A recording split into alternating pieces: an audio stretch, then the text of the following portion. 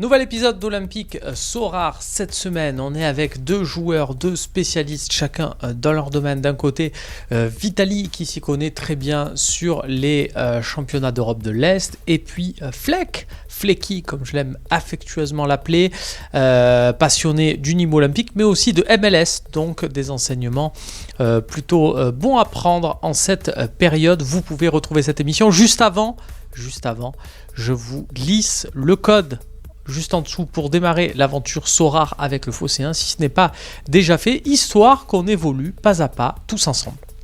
Salut à tous et bienvenue sur Olympique Sorare, votre rendez-vous avec le célèbre jeu de fantasy football sur le Phocéen, une émission hebdomadaire.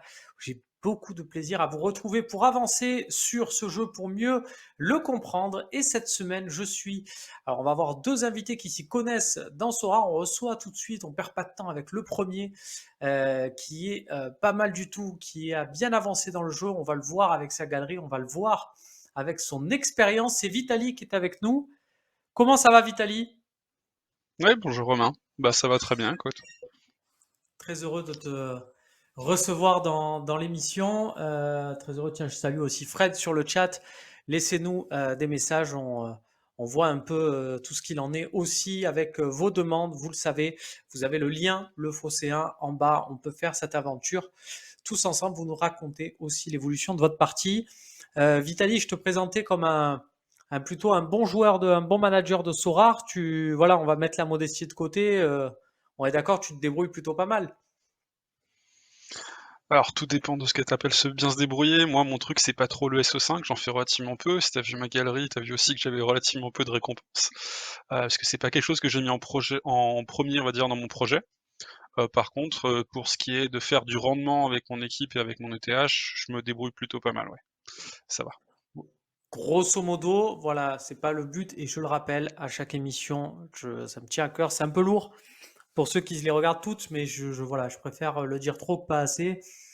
Jouer que ce que vous êtes prêt à perdre, aborder Sorare comme un jeu, pas comme un moyen de devenir millionnaire, parce que c'est pas, je pense, le but. Et voilà, il y a une notion de plaisir qui se retrouve dans plein de jeux qui sont des jeux d'argent et pas un moyen de rémunération. Voilà, je le précise vraiment à chaque fois.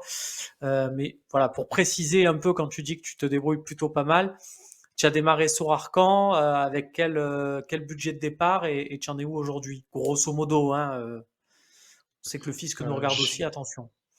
Ouais, mais c'est pas grave, moi je suis pas en France, donc le fisc il comprendra pas de toute façon. J'ai démarré en avril de l'année dernière, donc il y a un petit peu Ouais, moins d'un an, on va être pas très loin de l'anniversaire, et j'avais démarré en gros avec 360 euros que j'avais étalé en deux ouais, paiements entre avril et mai. Voilà, en gros c'était ça. L'idée c'était de me faire une petite équipe palier avec de la MLS, parce qu'avec ce budget-là à l'époque c'était possible. Ça l'est un petit peu ouais. moins maintenant, mais voilà, j'ai démarré comme ça. J'ai fait tourner tout l'été tranquillement pour prendre un petit peu de palier, sans trop me prendre la tête dessus parce que bon, j'avais d'autres occupations pendant l'été comme un peu beaucoup de monde, j'imagine. Et puis Mhm. j'ai commencé à reprendre à partir de septembre. J'ai découvert aussi sur Ardata parce que je pouvais pas y accéder avant. Et là, j'ai commencé à faire de l'achat-revente en me disant que c'était sans doute le moyen le plus efficace, on va dire, d'atteindre un certain nombre d'objectifs, notamment pour avoir une équipe, on va dire, compétitive, sans plus de prétention que ça, mais au moins qui permettent de se rapprocher des sommets. Et je me suis rendu compte en fait c'était pas possible de croître juste à travers le SO5, donc il fallait avoir une approche un peu différente. Et l'idée c'était de me dire bah écoute, je laisse un peu de côté, je vais faire fructifier mon ETH avec de l'achat-revente, et une fois que j'ai un niveau suffisant, là je ferai peut-être une bascule. On va voir de suite ce que ça donne sur ta galerie, voir un peu. Tiens, on va aller visiter tout ça. Alors, voilà, je te vois là avec ce beau blason, on dirait un blason historique de Chelsea. Alors c'est un mélange entre celui de Lyon et celui de Liverpool en réalité. C'est le lion D'accord. de Lyon et le faisan de Mm. Liverpool. Très bien. Puisque tu as le droit, on le dit, c'est la seule espace sur le Phocéen où on tolère, on va dire, des supporters d'autres clubs, mais tu supportes un club qui veut aussi être olympique. On va le dire comme ça. D'accord, on va le dire comme ça. Non, et donc on voit, tu en es à 31 cartes rares, 187 cartes limited. Ça va, ça a bien pris. Ouais, ça va, ouais. Mais, j'étais à plus fut un temps. Après, on va dire, c'est les aléas de l'achat-revente. Il y a des périodes où j'en ai plus, des périodes où j'en ai moins. Là, je suis en période où j'achète, donc, j'en ai un petit peu plus. On va essayer de monter encore un petit peu. Je me suis fait, surenchérir tout l'après-midi, dans mes enchères, donc on verra s'il y aura un peu plus de réussite demain. Bah écoute, on te le souhaite. Est-ce que tu peux nous parler, tiens, des coups dont tu es le plus fier? En Ça te... achat-revente, ouais, je pense que c'était l'équipe, on va dire, d'une manière générale que j'avais faite avec les Péruviens, que j'avais pris vraiment, Ouais. vraiment pas cher. Parce que quand j'avais commencé à les prendre, c'était à partir de décembre, janvier et ils se vendaient pour une bouchée de pain et typiquement pour 0,05 ETH, je m'étais fait une équipe complète pour faire du SO5 Unlimited. Je l'ai aligné 2 fois, je crois, pour prendre une petite T2 et des trucs comme ça, donc c'était pas non plus folichon, mais c'était toujours sympa et puis j'ai pu la revendre surtout pour 4 fois ou 5 fois la valeur, quoi et c'était D'accord. plutôt Oui. sympathique ça. Donc On tu es n'a allé pas toujours chercher ce des niveau de mecs, rendement, mais ça fait toujours plaisir, ouais. t'es allé chercher des mecs au Pérou. Et en fait, ouais, tu as Exactement. misé sur eux, sur leurs matchs nationaux, c'est ça? Puisqu'il y avait des matchs de qualification fin janvier, début février. Non, même pas, c'était vraiment pour la partie championnat, parce que du coup alors Ok. c'est toujours un peu le truc dans ce rare, c'est que souvent, il y a des petites niches parce que les gens sont pas au courant que les clubs sont couverts, que les clubs existent, pensent pas spécialement regarder dans ces championnats un peu exotiques et il se trouve qu'au Pérou, il y a un seul club qui est couvert, mais le championnat est couvert par Opta. Donc tu as les stats, tu as les notes, généralement et il y a un seul club et du coup, si tu veux jouer dans ce championnat-là, bah, tu pas le choix, tu passes par le club d'Universitario de Deportes et c'est là-dessus que Mhm. j'ai fait mes petits achats, mais du coup, tu peux bien aussi les jouer en championnat, donc les jouer en América. Et c'est un peu l'intérêt aussi, c'est que c'est des joueurs qui sont relativement pas chers. Alors après, le niveau footballistique, on va être d'accord tout de suite, c'est assez médiocre, mais c'est Mhm. pas grave parce qu'ils jouent dans un championnat médiocre, donc on s'en sort plutôt pas Oui, mal. voilà, ce qui Et compte, ils c'est éch ce qu'on dit à chaque fois, il vaut mieux prendre un mec de Ligue 1 qui va jouer contre Bordeaux que de prendre un mec du Real s'il joue contre exactement, l'Atlético. exactement. Tu joues un peu les match-up et surtout du coup avoir une équipe qui est dominante dans son championnat. Alors dominante si tu 3e l'année dernière, c'est un peu plus dur cette année, mais dominante dans un petit championnat qu'une équipe qui est, on va dire, très solide, mais qui est dans un championnat tellement relevé. Typiquement, je pense à la Première Ligue ou à la Bundesliga, tu des fois, c'est même pour des gros clubs, c'est assez compliqué de s'en sortir. Et du coup, des fois, tu as des saisons qui sont un peu chaotiques et ça peut te faire plaisir en Ligue 1, par exemple, alors, je veux dire Lyon, pour pas dire, pour pas citer le mot magique, mais qui s'en sort pas très bien cette année et voilà, c'est compliqué. À Marseille, c'est peut-être un peu plus sympa cette année pour la partie SO5 quand tu veux jouer avec Assorart, c'est plus facile de les aligner parce que tu as un peu plus de réussite, quoi. Tiens, il y a pas mal de messages. Il y a Fred tiens, qui nous dit top invité, très posé, déjà vu sur le Sorar Show. Voilà, donc tu as une communauté qui te suit aussi, sache-le, Vitali. Et tiens, bah, Fred te pose une question qui te dit pour commencer dans l'achat-revente, quelle tactique adopter au tout début? Est-ce qu'il faut acheter beaucoup de petits joueurs? Quel montant? Aller chercher les gros clubs? Je pense qu'il faut surtout déjà commencer à mettre une stratégie en place en fonction de ton budget. C'est assez important de se dire, OK, tu vas pas forcément faire la même chose si tu commences avec 50 € et c'est possible, j'ai déjà vu Mhm. des personnes commencer avec 50 € que si tu commences avec 1000. Alors on va être très clair, aussi, c'est beaucoup plus facile quand tu commences avec 1000 parce que quand tu commences avec 1000 €, tu vas pouvoir mettre sur plein de joueurs, tu vas pouvoir avoir la possibilité d'en prendre un certain nombre de volumes, d'acheter plein de joueurs puis de commencer à vendre progressivement. Ça te permet d'avoir un cycle de roulement qui est plutôt sympathique pour l'achat-revente, parce que c'est vrai que t'es pas coincé. Alors que forcément, quand tu commences avec un budget plus serré, bah, tu vas acheter 3 joueurs et après tu es bloqué. Tu es obligé d'attendre de les vendre. Donc il y a toujours cette difficulté-là, il faut le prendre en considération quand tu fais des achats et du coup, bah, moi je dirais que dans tous les cas, en fonction de ton budget, tu vas te dire: «OK, qu'est-ce que je veux acheter?» Le but du jeu généralement, c'est d'éviter de mettre tous tes œufs dans le même panier, donc d'essayer de diversifier un minimum. C'est plus facile à faire quand tu as un budget qui commence à monter 200-300 €. Donc voilà, tu adaptes un petit peu en fonction de ça et après tu as aussi une stratégie qui est en fonction on va dire du capital risque que tu acceptes. De toute façon, c'est simple, Ouais. il y a des différents types de stratégies. Je sais que ce qui est le plus naturel quand tu viens sur, ce rare, parce que généralement, c'est que tu viens soit on va dire, l'univers du foot ou du betting Mhm. et du coup, tu as envie de parier sur des paris sportifs. Donc typiquement, bah, je sais pas, tu parlais de Bordeaux, bah, les équipes qui jouent contre Bordeaux, tu as envie de miser contre, en fait. Tu as envie de miser contre Bordeaux, donc les équipes qui vont jouer contre Bordeaux, bah, tu te dis: «Bah, tiens, ça peut être intéressant de les acheter» parce que du coup, les gens vont les acheter et du coup, tu te dis: «Bah, tiens, par exemple, je sais pas, Lorient joue contre Bordeaux, bah, je vais acheter des joueurs de Lorient, puis les revendre juste avant le match de Bordeaux, je vais faire une plus-value dessus». Donc ça, c'est le truc relativement simple où tu peux très bien dire même: «Je vais les garder» et en attendant de voir le Mmh. match contre Bordeaux quand ils vont leur mettre 5-0, puis ils les vendent juste après, quoi. Donc voilà, tu as des stratégies qui peuvent s'orienter assez facilement en fonction des résultats sportifs. Ça, c'est presque le plus naturel quand tu viens sur Sora.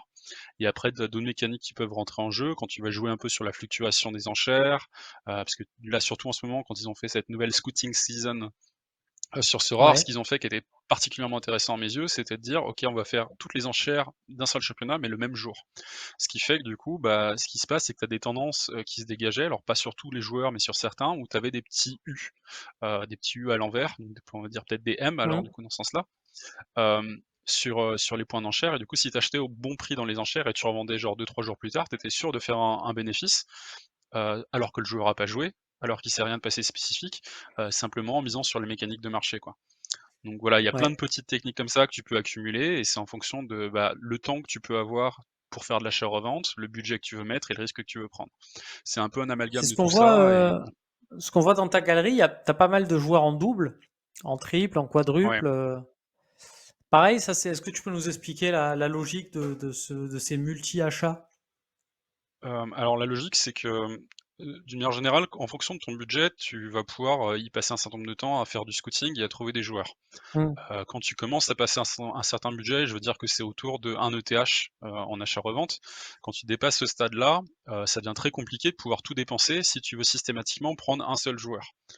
Typiquement, à chaque fois, trouver un nouveau dossier, trouver une nouvelle pépite pour l'achat-revente, c'est compliqué, ça Mmh. prend du temps. Bah, plutôt que d'essayer d'en trouver à chaque fois une nouvelle différente, bah, tu vas juste en prendre plusieurs fois le même joueur. Tu vas juste essayer de le trouver à chaque fois au bon prix. Donc tu vas étaler les achats sur potentiellement et des fois je les achète étalés sur 1 mois, 2 mois, hein, pour en avoir plusieurs. Et bah, simplement, ça me permet de quand mon analyse me paraît cohérente, de dire: «OK, bah, je vais cumuler les achats et je vais aussi étaler les ventes». Ça permet à la fois aussi de limiter le risque parce que, tu vois, il y a des fluctuations sur le marché, bah, se dire: «OK, bah, je vais Mmh. vendre à certains moments, ça va me garantir du bénéfice». Ou là, bah, typiquement, le marché est pas porteur, bah, je vais utiliser d'autres ventes que j'ai faites et cetera, pour financer. Et là, par exemple, tu vois, un Joao Carlos, que j'ai pris, du coup, qui est un Ouais. remplaçant au Brésil, le remplaçant de Walter à Cuiabá. Je l'ai pris lui en plusieurs exemplaires parce que généralement Ouais, j'aime t'en as bien 5. prendre plusieurs fois le ren ouais, alors il y a un double effet là-dessus, c'est parce que j'ai le gardien titulaire, donc du coup ce que j'aime bien c'est avoir la paire. Si jamais il y a une Mmh. blessure et cetera, ça me permet de garantir mon investissement. C'est-à-dire que si le gardien titulaire se blesse, il va se prendre une claque de 30 facilement en termes de prix. Mais inversement, ça veut dire aussi que son gardien, enfin le gardien remplaçant va faire une grosse hausse. Du coup, ce que Bien j'aime bien sûr. faire, c'est prendre plus de gardiens remplaçants, parce qu'en plus, ce qui se trouve là en période baissière, ce qu'on constate, c'est que généralement les gardiens titulaires baissent, mais pas les gardiens remplaçants. Du coup, c'est une valeur refuge aussi, donc c'est un risque très, très, très faible sur les gardiens remplaçants et du coup, j'aime bien les prendre en grand nombre parce que ça me permet de faire des bénéfices garantis, relativement simples. Après, j'en fais pas non plus que ça parce que ça prend vite de la place dans la galerie, il faut les gérer et cetera, mais on va dire, c'est un investissement relativement safe. Et l'idée, du coup, Oh. c'est d'essayer de prendre une balance entre le 2 risques, quoi. Et tu as pas mal de joueurs aussi du championnat russe. Ouais. Donc dis-nous un peu, voilà, tu t'es spécialisé un peu sur ce championnat, tu t'es dit que c'était le. Ouais, Raconte-nous. c'est un championnat que j'ai beaucoup scouté, que j'aime bien regarder. Bon alors, la période de conflit avec l'Ukraine n'aide pas. Ça a pris une grosse claque d'un Effectivement. point de vue, finance parce que du coup, il y avait des risques sur la couverture du championnat. Alors bon, maintenant ça fait, quelques semaines, a priori le risque est élevé, il y a pas de raison qu'ils arrêtent maintenant. Mais du coup, c'est vrai que les prix ont bien baissé. J'en ai écoulé quelques-uns, j'étais à beaucoup plus que ça, j'étais à plus de 120 cartes je crois de Russie, là je suis à la moitié quasiment. Après j'ai gardé un certain nombre de joueurs que j'utilise assez régulièrement, quasiment toutes les game week, pour jouer avec, parce que ça Ouais, je reste vois des que tu as joueurs qui Smolov, peuvent être plus ou moins ça marque à performants. tous les matchs, ça, Smolov, avec le Dynamo, là. Ouais, ça marque pas mal et là, il était remplaçant, il a quand même réussi à rentrer et marquer un petit penalty, donc ça fait plaisir. Ça permet il a il m'a permis de valider les paliers et une petite T3, donc ça fait toujours plaisir. Mais ouais, c'est des joueurs qui ont des bons rendements et par rapport au rapport qualité-prix, c'est vraiment là aujourd'hui ce qui se fait de mieux, je pense, en Europe. Mais forcément, tu les risques qui sont associés à la Russie, quoi. Mais, mais je pense que voilà, c'est des joueurs qui valent pas grand-chose, donc autant les garder. On verra comment s'évolue la situation si le marché remonte en Russie, quoi. Alors, je regarde un peu les Et questions qu'on nous pose aussi dans le chat. Il y a Ajar qui nous dit, il se passe quoi quand un joueur ne joue pas alors qu'on a joué sa carte? Eh ben, c'est le 0 point. C'est un peu ce que tout le monde redoute parce que si tu prends un DNP 1-0 sur tes 5 joueurs, tu comprends bien. Alors, c'est toujours possible, hein. Je crois que moi, ça m'est déjà arrivé d'aller chercher une T3 alors que j'avais un 0 pointé sur. Et bon, ça veut dire que les 4 autres doivent bien cravacher quand même pour aller te chercher un score suffisamment élevé pour que tu sois dans les premiers, quoi, dans les 10% des meilleurs scores. Donc, effectivement, c'est toujours un peu compliqué à ce niveau-là. Il y a Lemtrof qui nous dit c'est aussi que les terres remontent un peu, donc les prix baissent. Ouais, t'as toujours ce truc de fin de prix. Moi, je pense tout simplement, je sais pas ce que tu en dis, Vitalik, c'est un mécanisme qui s'opère surtout avec les cartes limited qui ont été lancées cette saison. Et on n'en écoule pas 1000. La croissance, le palier de faire des cartes limitées à 100 à passer à des cartes limitées à 1000, bah, c'est quand même un gap voilà, très très important, x 10. Et même si la croissance du nombre de joueurs de Sora est très importante, elle n'arrive pas à faire x 10, ça serait quand même incroyable. Et donc du coup, on est sur une période un peu de flottement, mais qui n'aura plus lieu d'être dans 6 mois, 1 an, non? Parce que la Ouais, alors croissance du nombre de joueurs, normalement, devrait rattraper ce gap-là. après, ils se permettent aussi une certaine marge de manœuvre, parce que comme tu l'as dit, aujourd'hui, on est très très loin des 1000. Je pense Mm. qu'aujourd'hui, les cartes qui sont plus imprimées à date, c'est les cartes légendes, parce que pour la plupart, elles sont déjà arrivées à quasiment saturation, parce qu'aujourd'hui, ce qui se passe, c'est Mm. qu'ils peuvent se permettre d'en imprimer et de les mettre en enchère à peu près 50%, donc jusqu'à la 500e, et le reste, ils le réservent pour des rewards, généralement, que ce soit des rewards de parrainage ou des rewards de game week. Donc généralement, ils peuvent aller jusqu'à en mettre jusqu'à 500 en enchère, mais du coup, tu peux aller monter jusqu'à 1000 en théorie. Mais là, aujourd'hui, on voit qu'ils ont une marge de progression, enfin une marge de manœuvre, puisqu'ils n'ont pas dépassé encore les 300, je pense, sur la plupart des cartes de club. C'est Sachant que ça. pour la plupart, on est quasiment à la fin de la saison. Typiquement, on voit les cartes aujourd'hui MLS et Asie, je pense qu'ils ont même pas atteint les 400. Donc ça prouve qu'il y a encore vraiment de quoi appuyer sur la pédale s'ils veulent. Donc ça, après, je pense qu'ils le gèrent plutôt bien, en se disant qu'ils ont aussi réduit la cadence, parce ils avaient démarré très très fort le Limited quand Mm. quand ça avait démarré fin août, et ils ont réduit la voilure en octobre, parce qu'ils se sont rendus compte que les prix s'écroulaient, parce que justement la demande n'était pas, enfin la supply qu'ils proposaient n'était pas absorbée. Donc ça, ils ont réduit. Là, on voit qu'ils ont réouvert un tout petit peu les vannes, donc à voir comment ça va se goupiller sur les prochains mois. S'ils estiment que c'est parce qu'il va y avoir une croissance de managers dans les mois qui viennent, ça pourrait être intéressant. Ça pourrait être par exemple la semaine prochaine, quand ils vont annoncer le gameplay, ils vont annoncer tellement des trucs de fou, il va y avoir 2000 managers par jour qui vont arriver. On va voir, ça peut être intéressant. Mais sinon, ouais, Tiens, je pense qu'il y a encore un petit peu de marge avant qu'on parte sur une 1 sur 10 000, quoi. on nous parle de ça et il y a beaucoup de gens, je vois des questions de Tony Lord, de Fred un peu sur ce sujet. Donc tu le dis, il y a une update qui est un peu programmée pour mardi prochain. Tu en penses quoi, toi, quelles sont tes attentes? Moi, j'attends surtout des choses par rapport au gameplay. Alors, il y a des choses, on s'attend très fortement à ce qu'ils nous annoncent.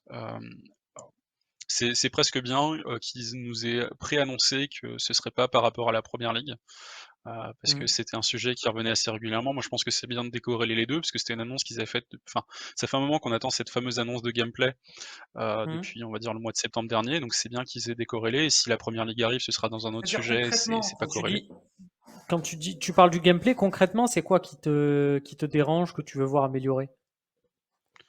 Moi, je voudrais surtout que, d'une manière générale, il y ait beaucoup plus de cohérence dans le gameplay, parce qu'aujourd'hui, il est un peu, je pense, difficile à comprendre pour ceux qui démarquent, parce que les règles que tu auras, sur, par exemple, les limited, ça va pas être exactement les mêmes qu'en rare.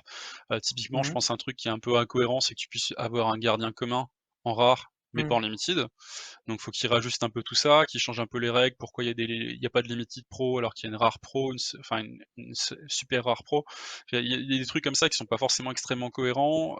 Il y a des choses aussi, moi, sur les notations, que je trouve pas extrêmement cohérentes, mais ça c'est peut-être un peu difficile à changer, mais typiquement sur les actions décisives, on voit qu'il y a des gros écarts de notation entre ce qui peut se passer en Asie ou en Europe sur, par exemple, ce qu'ils appellent le tag du dernier défenseur. Mm. Toutes ces petites incohérences-là, moi j'aimerais bien qu'elles soient un peu gommées dans ce nouveau système-là. Tout ce qui est lié aussi aux récompenses, parce qu'il y a souvent des Ouais. nombres de récompenses un peu aléatoires, et tu vois, par exemple, le fait, alors je suis le 1er en avoir bénéficié pendant des mois et j'en bénéficie toujours, mais les paliers, le fait que les paliers soient réservés à l'écosystème des rares, bah, c'est un peu une incohérence aussi. C'est pourquoi que les rares, quoi. Donc qu'ils décident de les arrêter de partout ou les mettre de partout, peu m'importe, mais qu'il y ait un minimum de cohérence, parce que c'est pas forcément logique que ça se passe comme ça aujourd'hui. Et quand tu es un nouvel entrant, c'est compliqué aujourd'hui de se dire: «Je vais rentrer et je vais arriver directement sur le monde des rares», quoi. Je pense qu'aujourd'hui Mm. 95 des gens qui débarquent sur ce rare viennent pour les limited. Ouais, bah oui, parce que justement, comme tu dis, compliqué d'investir, d'être vraiment compétitif vu, voilà l'avance pris par ceux qui sont débarqués dans le jeu et qui ont déjà 1 an, 2 ans de Sora derrière eux. Ouais. Bah, c'est là et encore, on en voit aujourd'hui qui débarquent et qui rattrapent le retard à coup de crédit de carte, quoi. Mais, ce sera pas forcément toujours possible, parce que tu vas aussi avoir les écarts après qui vont se faire avec l'expérience de tes joueurs. Quand tout le monde va avoir des cartes à 10 d'XP, et que toi tu vas arriver sur le marché, tu vas acheter ta carte toute neuve qui aura 5 de sais avec le nouveau bonus saison. Ça va être aussi difficile à rattraper, donc on va voir comment ça va se passer. Ils ont pas mal de challenges à ce niveau-là pour gérer, on va dire, les nouveaux entrants, pour faire en sorte que tu te sentes pas lésé quand tu débarques avec 1 an ou 2 ans de retard, mais qu'en même temps, bah, quand tu es early dans le projet, tu aies un minimum de récompense aussi d'avoir cru au projet tôt, quoi. Donc c'est une espèce de balance à trouver, pour eux, mais ça, je pense que c'est quelque chose qu'ils savent faire, quoi. Donc on va voir. Quand tu parlais des paliers, concrètement, les paliers en limited, pour toi, ça serait quoi? Alors, les paliers en Limited seraient peut-être potentiellement un peu plus haut en termes de notation, parce qu'aujourd'hui, c'est relativement facile d'aller chercher 280 ou 300 points en Limited. Mais ça Mmh. pourrait être de se dire: «Bah, tiens, tout le monde a alors ce sera peut-être pas une T3, c'est peut-être pour ça qu'ils ont fait, mais peut-être une T4». Tu as une garantie d'avoir une carte si tu fais 300 points, quoi. C'est dire que, c'est la logique de se dire que tu joues contre, on va dire l'environnement, et pas contre les autres joueurs, parce que, enfin, c'est du battle arena, quoi, ce rare, c'est tu te bats contre tout le Mmh. monde et c'est le top qui gagne. La logique des paliers, c'est de dire, bah, tu te bats pas contre tout le monde, tu te bats aussi contre l'environnement. Si tu fais 300 points, bah, tu as rempli un challenge et donc tu as une reward.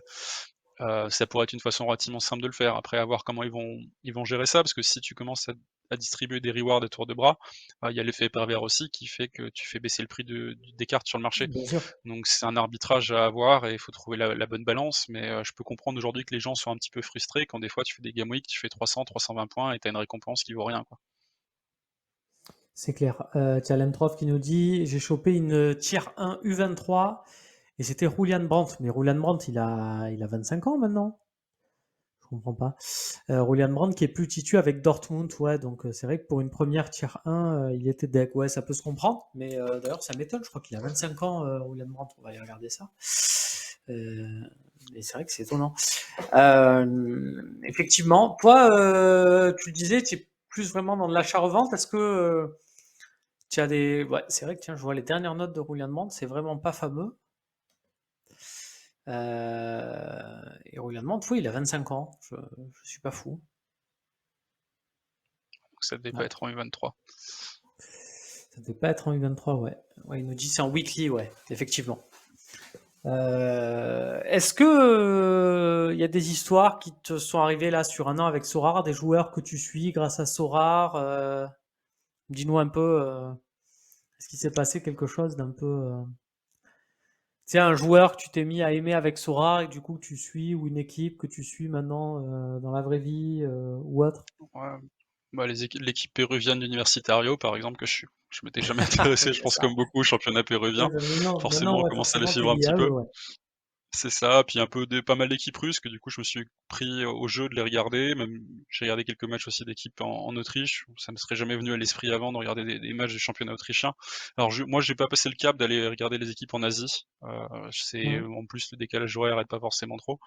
Ah Mais ouais, mais ça. je comprends qu'il y en a aussi qui le font, ça peut être sympa. C'est peut-être footballistiquement, c'est peut-être plus intéressant d'ailleurs le Japon, par rapport à d'autres championnats. Mais voilà, c'est un peu le jeu qui est aussi sympa quand tu joues à ce genre de jeu où tu vas découvrir des pépites un peu à droite à gauche, des trucs assez exotiques, c'est assez sympa, on se prend vite au jeu, quoi. Phénoménoute qui me dit on la chope où la carte Romain Canuti, est-ce que ça score? Ouais. Écoute, viens en DM, viens la trader si tu veux. Il va falloir faire une grosse offre. Après, à quoi elle va servir concrètement, je suis pas sûr. Tu nous disais, Vitalik, tu vis pas en France. Bon, je te demande pas de développer là-dessus si tu veux garder ça pour toi. Mais moi, ce qui m'intéresse, c'est de savoir un peu, voilà, Sora, combien de temps tu y consacres, voilà, par rapport à ton boulot. Pareil, si tu peux nous dire un peu ce que tu fais, voilà, la part de Sora dans ton quotidien, c'est quoi? OK. Bah, j'habite en Pologne, il y a pas de souci à ce niveau-là. Ok, Je bosse dans l'informatique, donc ok. du coup, moi, tous les univers autour de la techno, de la data et cetera, c'est quelque chose qui est un peu dans mon quotidien, donc c'est quelque chose qui m'intéresse beaucoup. Hem, j'ai mangé une partie de la question du coup, Je suis désolé. Ben, c'est de savoir un peu combien de temps ça te prend Sora Ah, de combien de temps? dans ta journée. Je pense que dans ma journée, je dirais à peu près entre 4 et 6 heures, ça va dépendre des jours. Ça va être des petits morceaux à droite à gauche, que je vais accumuler. Je vais faire toujours un petit peu de scouting, je vais regarder les on va dire des métriques par rapport au marché le matin en me levant, je vais faire un petit peu de scouting, voir les résultats de la veille, regarder ce qui s'est passé sur les différents sites d'actu pour voir si j'ai raté des transferts, faire le tour de toutes les plateformes, autour de Sorare et pour voir, voilà un peu tout ça. Donc ça c'est la première, on va dire la veille, que je vais faire le matin. Pour me Ouais. tenir un peu informé de tout ce qui se passe et après je vais aussi faire, pas mal d'activités liées au marché, répondre à mes offres, commencer à placer des enchères et cetera. Dans la journée, ça prend vite un peu de temps, des petits bouts de 5 minutes, 10 minutes que je vais gratter à droite à gauche et puis à la fin de la journée, ça s'accumule et je pense qu'on doit pas être très, très loin des 4 ou 6 heures, ouais, par jour. C'est pas mal quand même, hein. Il faut bien aimer le football, bien aimer tout ça. On parlait un peu, tiens, du championnat russe. Est-ce que tu peux, est-ce qu'on peut, voilà, parler un peu des spécificités, on va dire ça comme ça, du championnat russe? Alors bien sûr, le contexte du moment est assez particulier avec des clubs qui ont perdu leurs joueurs étrangers. Mais au final, ça joue et la plupart des joueurs sont restés, quoi. À part peut-être à Krasnodar, je crois que de partout, sinon, non seulement ça joue et avec tout le monde. Il y a aussi Rubin Kazan qui a pris une grosse claque là Ouais. récemment parce que les joueurs sont partis aller, pendant leurs matchs internationaux, ils sont pas revenus. Donc Mhm. c'est pas mal de clubs qui sont dans ce cas-là au final et je pense que ça va être surtout pire à partir de janvier. Parce que il y a en fait la réglementation de la FIFA est un peu particulière parce que du coup, ils pouvaient partir maintenant, ils peuvent partir jusqu'au 7 avril, mais ils peuvent pas signer dans beaucoup de clubs en réalité, parce que par exemple, l'Italie, je crois que la Liga, Bundesliga et l'Angleterre ont dit: «Bah, OK, mais on les prendra pas». Donc vous pouvez les faire signer si vous voulez, mais Mhm. on vous autorisera pas à les inscrire sur les règlements.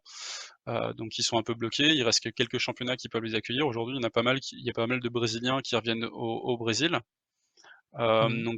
Ça c'est un peu le cas et je pense qu'il y en a aussi beaucoup qui sont dans des pays, on va dire, à proximité de la Russie et qui sont aujourd'hui pas considérés comme légionnaires, parce qu'il y a des accords, mais qui pourraient être amenés à quitter le navire quand même malgré tout. Typiquement les Kazakhs, les Ouzbeks et les Arméniens qui vont pouvoir, se poser la question aussi en juillet. Ils auront tous le droit de rompre leur contrat. Donc je pense qu'il y aura une deuxième lame, qui va se passer en juillet et ça va être assez intéressant à suivre. Ça va être difficile pour les clubs, mais ça va être intéressant pour le marché du foot, pour voir comment ça réagit aussi, quoi. Ouais. Et ce qu'on disait par rapport à la Russie, quels sont un peu les clubs à suivre, les tendances, voilà, la spécificité du championnat là sur ce qui reste. Il reste combien de journées? C'est sur qui, par exemple, je vois que Sochi est bien placé. Ça vaut le coup, tiens, de se dire Sochi, ça va peut-être être européen la saison prochaine. Qu'est-ce que tu en penses, toi? Sochi sont sur une mauvaise passe, donc je sais pas trop. Mm. De toute façon, j'ai l'impression qu'européen l'année prochaine, c'est un peu compliqué de présager de ce qui va se passer avec les instances européennes. Pour le moment, aujourd'hui, ils sont exclus de toutes les compétitions, donc c'est pas sûr que les Ça, sanctions soient levées d'ici effectivement. la saison prochaine. Il y a un petit risque là-dessus, mais là, du coup, c'est vrai que c'est un peu gênant pour la fin de saison parce que les clubs savent pas pourquoi ils se battent. Ils avaient un doute sur le fait que la relégation serait toujours d'actualité. La fédération a levé ça hier. Ils ont confirmé qu'il y aurait bien une relégation, comme les saisons passées. Mais pour le top club qui vont jouer le podium, ils savent pas trop s'ils vont pouvoir se battre pour une qualification européenne ou pas. Donc c'est assez difficile. Moi, je vois quand même le Zénith aujourd'hui qui a gardé quasiment tous ses Brésiliens. Ils ont perdu quasiment que Rakitski et peut-être éventuellement Lovren qui pourrait partir en fourbe là, euh, dans les prochaines semaines. Mais sinon, ils ont quasiment perdu personne. Ils ont gardé, on va dire, toute leur armada offensive, donc ils sont quand même très loin devant, je pense, sur le reste du championnat. Le Dynamo, qui a fait quelques contre-perfs, devrait se battre pour la deuxième place.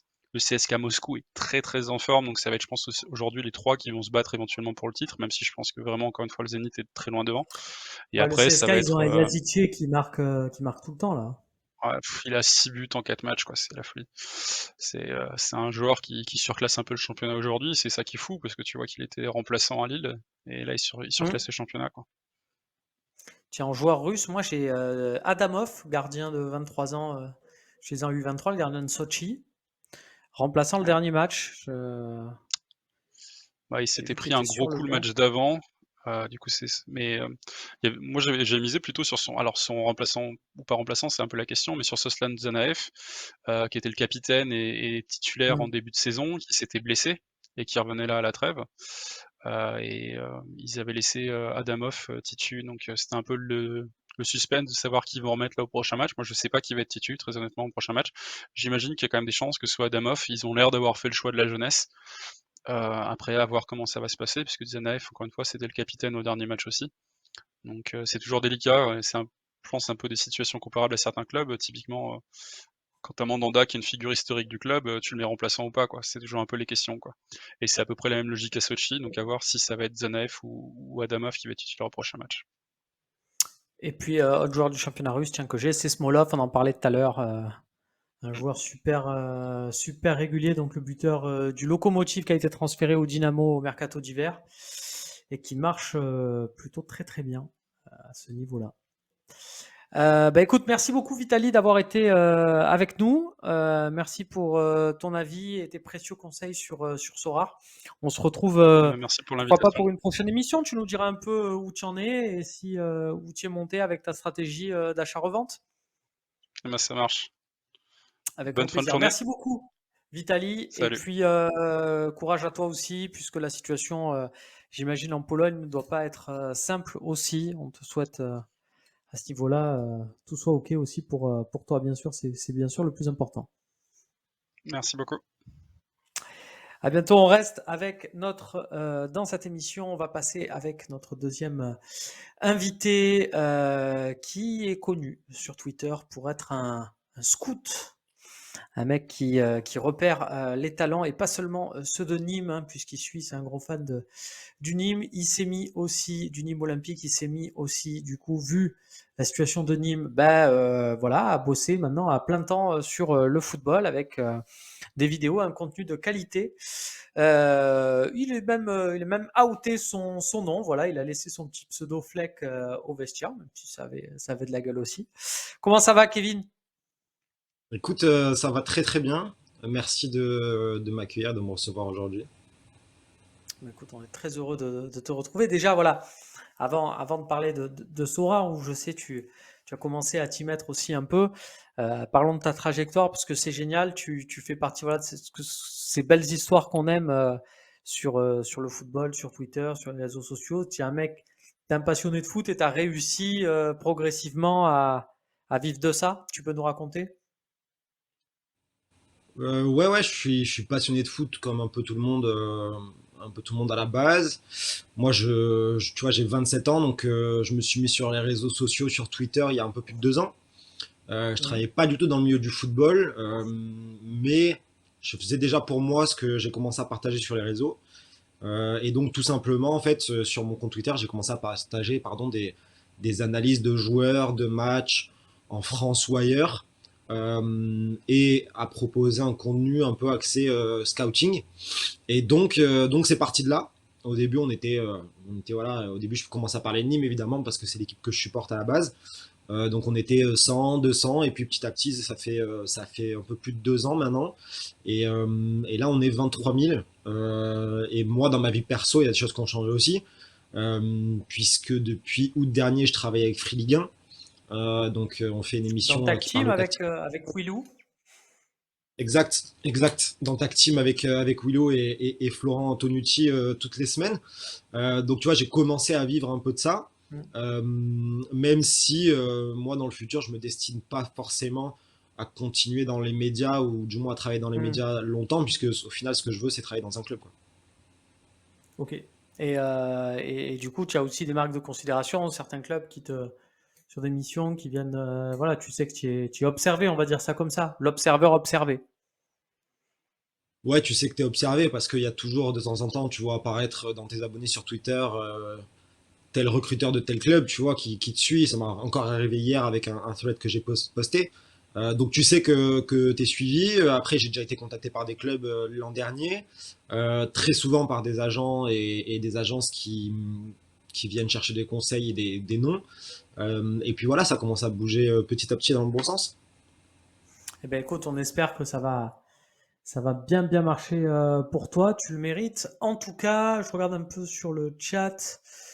Johnny Yen qui nous dit Romain, c'est quoi ce maillot? C'est la nouvelle collègue de Puma avec le logo vintage. C'est pas un maillot, c'est pas officiel, ça sera pas porté par les joueurs, même si je crois que la paillette sur ses dernières apparitions médiatiques l'avait aussi. Mino qui me dit je m'y ferai jamais à ce qu'on retrouve la commu Sorare sur le Phocéen. Bah si, tu vois, t'es là, t'es bien. Il n'y a aucun souci avec ça. Parle-nous maintenant, mon cher Kevin, de ton aventure Sorare. Tu as commencé quand comment tu as Je vu le t'ai dit, truc? Quels étaient tes objectifs? j'ai pas commencé il y a très longtemps, hein. J'ai pas commencé il y a très Ouais, longtemps. Je pense que je me suis lancé il y a même pas 3 semaines, hein, un truc comme ça. super. En fait, j'ai commencé à avoir débarqué sur Twitter pas mal d'abonnés Mhm. où il y avait marqué Sorare dans la bio, dans le pseudo. Donc au début, j'ai pas trop prêté attention et puis à un moment donné, bon, j'ai compris ce que c'était. Et après, forcément, ben, je pense que les gens qui sont sur Sorare, ils sont toujours dans la recherche de la pépite, de ce joueur à aller chercher. Et donc mon compte, quelque part, peut les aider à ça. Donc j'en ai de plus en plus. Et puis je me suis dit, bon, on va s'inscrire, on va voir ce que ça donne. Et je me suis lancé il y a, je te dis, 3 semaines, un truc comme ça, même pas, hein, peut-être 2 semaines. Super. Donne-nous ton compte, tiens. C'est quoi ton pseudo de manager sur Sorare? Et ben c'est exact, hein. C'est exactement pareil, c'est Fleck Scout avec le tiré du bas. Alors, on aille voir un peu ton équipe. Alors il n'y a On pas aille grand-chose voir pour un le moment, hein, peu. je suis vraiment, tu Écoute, vois. on va regarder ça. Tu vas nous dire un peu, puisque tu es un mec un peu voilà, de MLS. 17 On est sur joueurs la déjà, MLS. c'est pas mal. On est sur de la MLS, tout à fait. Tiens, un homonyme, tiens, Joao Moutinho. Ouais, ouais. Qui joue en MLS aussi, à Orlando. Quentin Westberg, il était passé par la Ligue 1, lui, un Oui, bah, gardien. c'est un Français, c'est un Franco-Américain. Il joue à Toronto maintenant. Et il était passé par quoi? Par Evian? Quentin, il a été formé à 3 si je dis pas de bêtises. Passé par 3 et je sais plus, Evian, tu me poses une colle. Bon, on va regarder, je crois qu'il était passé par Evian. On va pas laisser toute notre audience dans le doute. Je vais aller vérifier ça de suite. Mais effectivement, je crois qu'il était passé par Evian. C'est ça. Formé à 3, puis Evian, Luznac, Tours, Auxerre. Ouais, il a fait Il y a trois pas petits mal trucs. Mais c'est vrai qu'on bourlingué. l'a connu. On l'a connu là-bas. Chris Mavinga, ça c'est un ancien Rennais, qui était passé par Reims aussi, qui avait pris cher, je me souviens, sur un match où l'OM était coaché par Bielsa. Ça n'avait pas marché au top pour lui. Donc toi, parce que c'est vrai que tu proposes aussi pas mal de contenu sur la MLS. Ouais. C'est un peu ton, c'est quoi? C'est tu te dis, franchement, bah, voilà, on va parler sérieux. C'est quoi le charme que tu trouves à ce championnat? Parce que le niveau, franchement, je trouve que c'est pas ouf. Je suis pas d'accord avec toi. Je suis pas d'accord avec toi et enfin, tu vois, j'ai envie de te poser la question que je pose à tous les gens qui me disent le niveau Mm. c'est pas ouf. Je te pose la question combien de matchs t'as regardé dernièrement? Et je pense que c'est important parce que Ah oui, oui, non, euh, je suis d'accord avec toi, mais je trouve tu que vois, à chaque fois que je suis tombé sur un match de MLS, je trouvais le rythme pas terrible. Et je trouve que tu te retrouves dans des situations avec, tu sais, des mecs qui partent seuls au but depuis le milieu de terrain et puis personne ne court pour les rattraper.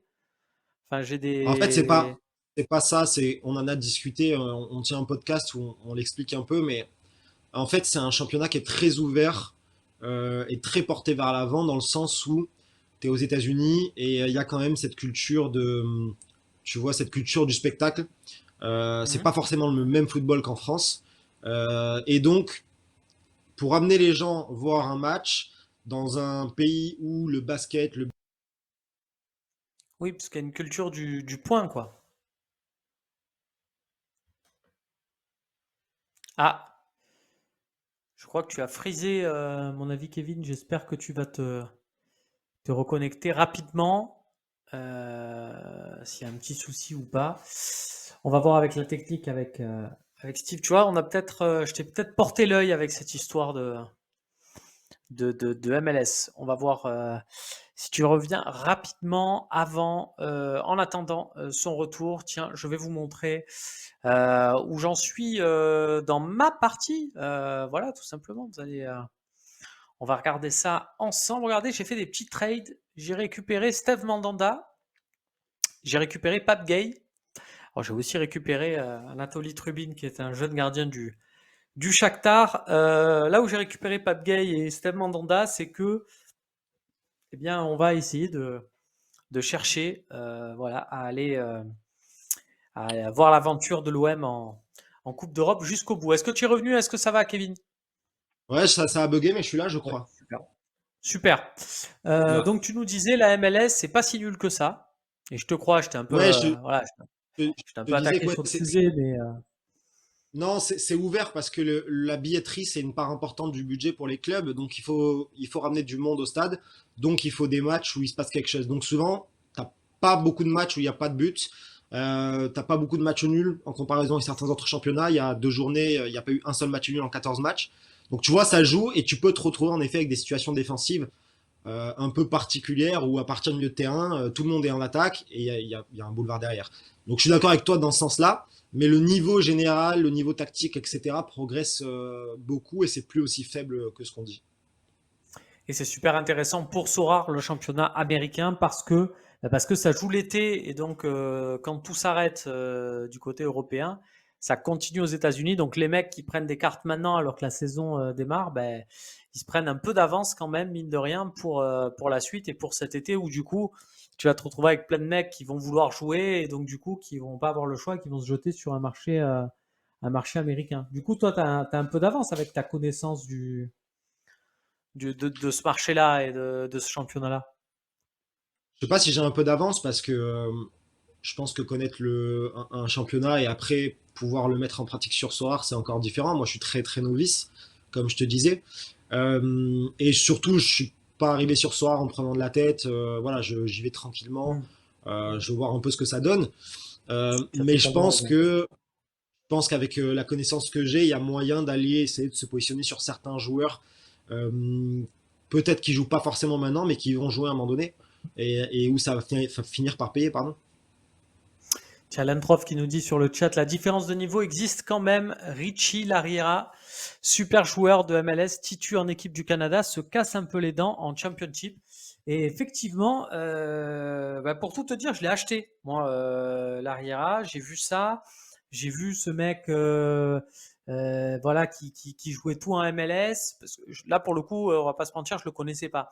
Mais je me suis dit, tiens, ça vaut peut-être le coup parce que le mec est transféré à Nottingham Forest. Alors on rappelle, Sorare n'a pas la licence pour les championnats anglais, donc que ce soit la Première Ligue, le Championship, mais la Première Ligue et le Championship étant couverts par Opta, si tu as des joueurs transférés avant, c'est mon cas par exemple, je vous le dis, je vous l'avais parlé dans une partie précédente, j'ai Coutinho, j'ai pris la carte de Coutinho au Barça. Du coup, maintenant, Coutinho est devenu joueur clé d'Aston Villa. Ben, voilà, ses performances avec Aston Villa sont comptabilisées. Et j'ai eu un peu le même raisonnement avec Larriera en me disant il va jouer à Nottingham et compagnie. Et c'est vrai qu'il joue pas.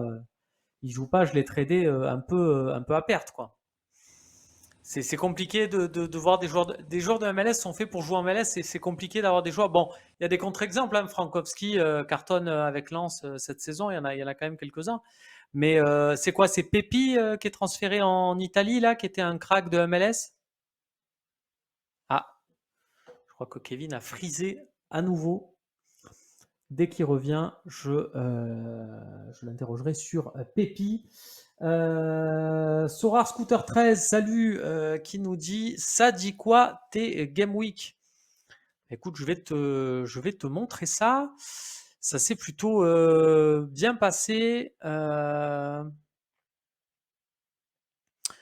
va regarder ça ensemble. Mes Game Week. Donc, si je regarde la Game Week précédente, regarde, j'ai fini 293e en All-Star Limited et je m'étais fait une équipe Salzbourg. Voilà. J'avais mis. Donc, ça c'est. Voilà, vous voyez là où j'ai pas eu de chance. J'ai mis 4 joueurs de Salzbourg plus Niamsi, donc avec Strasbourg. Voilà. Mes joueurs de Salzbourg, j'avais Adamou, qui a marqué. Ils sont gagnés 4-1 à l'extérieur. Adamou qui a marqué, Christensen qui a marqué, Okafor qui a marqué, donc j'étais pas mal. Et Salzbourg gagnait 4-0 à l'extérieur jusqu'à la 89e minute. Donc mon gardien avait aussi une super note. Il se prend un but à la 89e. Voilà, pas de chance. Du coup, je passe de, je ne sais plus combien j'avais, mon goal avait 70, 80, et il redescend à 34. Donc du coup, je suis redescendu, j'ai quand même eu une reward, j'ai eu un attaquant de Francfort que j'ai tradé contre Steve Mandanda. Et puis, alors c'est une idée de trade, on en parlera, que j'ai eu avec Clément, qu'on recevra dans l'émission. Voilà, si ça peut vous donner des idées aussi quand vous faites des trades sur Sorare, n'hésitez pas, soyez inventifs, faites du Longoria. Ce que j'ai proposé, c'est que ma prochaine Game Week avec Mandanda, donc vraisemblablement la réception du PAOK en Conference League, j'offrais ma reward en complément, puisque mon attaquant était moins fort et valait moins que Steve Mandanda. Donc voilà, pour le premier match, la reward, ça sera pour Clément avec qui j'ai fait ce trade. Puis toutes les autres, ça sera pour moi, puisque ça y est, Mandanda et ma propriété, on a échangé. Voilà. Kevin, t'es revenu. Tout va bien? Ouais, il y a des petits soucis de connexion, apparemment. Ça arrive. On nous dit Pépi, c'est Augsbourg. Ouais, je me suis planté, j'ai dit Serie A, mais c'est Augsbourg. Il y en a un autre qui est à Venise, je crois, qui était de MLS aussi. Bouzio. Ouais, c'est ça, Bouzio. Qu'est-ce que tu en penses, toi, de ces joueurs-là? C'est voué à. C'est vraiment de vrais talents, une année d'adaptation et ça va être des cracks? Bah, tu vois, je pense que, et ça rejoint, je sais pas qui c'est qui parlait de Richie Laria dans le chat, mais Hmm. en fait, je pense que tout est une question de contexte aussi. Parce que si on prend Frankowski qui joue à Chicago et à Lens, ben, ça se passe très bien. Mais parce qu'il est dans le bon contexte par rapport à son profil. Je t'avoue que je connais pas du tout Nottingham, donc je sais pas du tout comment ça se passe pour l'Aria là-bas. Après, pour les plus jeunes, je pense qu'il faut faire attention. Il y a des vrais potentiels, il y a une vraie belle génération et je pense que sur les prochains mondiaux, alors peut-être pas 2022, mais je pense sur 2026, on aura une équipe américaine très intéressante. Mais je pense que voilà, il faut faire attention à leur choix. Par exemple, Ricardo Pepi, tu vois, je pense que c'est pas un bon choix pour lui, Augsbourg. Ouais. Et, et pourtant, c'est un gros transfert, mais pour lui, voilà, le jeu d'Augsbourg correspond pas du tout à son profil. Donc, ça risque d'être compliqué. Parle-nous un peu, tiens, de ta partie Sorare, un peu tu disais stratégie, là, tu y vas doucement, tu es en observation, tu prends un peu des mecs comme ça. Dans l'avenir, c'est quoi tes objectifs, tes ambitions, comment tu vois un peu le truc? Est-ce que là déjà tu alignes des équipes en So5 ou c'est pas encore, ou c'est encore trop tôt? Non, c'est tôt. En fait, j'ai pas d'ambition particulière. Tu vois, moi, j'ai écouté avant ton invité précédent qui disait qu'il passait 4 à Vas-y, 6 ouais. heures tu vois, par jour. Hmm. Moi, j'ai absolument pas le temps de faire ça. 4 à 6 heures par jour, c'est totalement exclu. Je passe déjà 4 à 6 heures sur le foot, mais sur des matchs, sur des rapports, etc. Mais donc, tu vois, je suis plutôt dans l'optique de me dire que tout ce que je fais à côté, ça peut me servir à un moment donné sur Sorare. Et donc, de temps en temps, je vais voir, tu vois, pour la MLS, j'essaye de prendre soit des U23, soit des joueurs qui jouent pas forcément pour le moment, mais que je connais et que je sais qu'ils peuvent jouer. Et donc, voilà, j'essaie de miser un peu sur le fait que ça va tourner et que ça va être intéressant. Et puis, il y aura une revente possible ou que ça sera intéressant en compétition, tout simplement. Donc voilà, il n'y a pas trop de prise de tête. J'essaie de faire avec ce que je connais, de sentir un peu les bons coups. Tiens, Sorar Scooter 13 sur le chat qui nous dit Pépi va exploser à Augsbourg. Voilà, je sens qu'il en a acheté 3 ou 4 de cartes de Pépi et il veut que ça marche. On te le souhaite, Sorar Scooter, on te le souhaite. Je, Et je le Nouvelle Piste souhaite, qui dit que c'est. mais je le Ouais, souhaite, mais pas dis-nous. du tout. Je suis désolé pour lui, hein, Écoute, mais Camino 26 qui nous dit que les nouvelles cartes pour la saison devraient elles sortir début avril. Voilà, pour la saison, c'est vrai que la nouvelle saison de MLS a démarré, mais il n'y a pas les cartes de la saison 2022, puisqu'on sait que c'est basé sur les années civiles. Voilà, ça va vraisemblablement arriver là pour la semaine prochaine, les semaines qui arrivent. j'attends. Et quand même, toi qui es fan de Renaud Ripard, Tu n'as pas quand même le kiff de te dire, je vais aller chercher la carte Renault Ripart. Tiens, on va voir un peu combien elles coûtent les cartes de Renault Ripart. Non, Juste pour le j'ai kiff pas de lui regardé. envoyer un message en lui disant, ah, c'est vrai J'ai qu'il n'y est pas pas encore regardé, dans je le jeu. t'avoue. Et je crois qu'il y est pas. Oui. Et non, il n'y est pas puisqu'il joue à 3 et 3 n'est pas encore un club affilié à Non, Sora. par contre, tu vois, je vais en profiter pour lui passer le bonjour, mais je pense que, je lui ai déjà dit, hein, je pense que je vais bientôt aller sur la carte de Bozok en Turquie. Effectivement, bah écoute, je l'avais et c'est un vrai plaisir et c'est un vrai kiff. Bozok, c'est très très intéressant. Ça rapporte beaucoup de points. Ah Ça ouais, rapporte ouais. beaucoup de points, Bozok, parce que ça marque beaucoup. Et ça, c'est vrai que c'est pas mal du tout. Tiens, je suis sur la carte d'un autre de tes potes. Code de tes potes, c'est bien sûr ironique, mais je trouve que c'est un bon investissement. Je vous le conseille. C'est Melling, bien sûr, au Stade Rennais. Parce que ça. Ouah, sur les derniers matchs, je trouve que c'est pas payé, mais bon, déjà, je trouve que c'est un super joueur. Je te cache pas que je militais pour que l'OM le recrute avant la prolongation de Jordan Amavi. Et Après, tu vois, heureusement au final qu'il est pas venu chez vous, parce que dans le jeu, je suis pas sûr que ça aurait collé avec l'animation. bah, tu vois, alors, je suis pas. Enfin, tu vois, je me dis que quand tu vois qu'aujourd'hui on a Kolasinac, je me dis qu'on aurait pu avoir un Melling largement, quoi, tu vois, en début de saison. Et et puis ça aurait pu le faire, quoi. À la Ouais, place ouais, d'un bien sûr. Kolasinac, tu vois. Bien sûr, C'est- après c'est pas.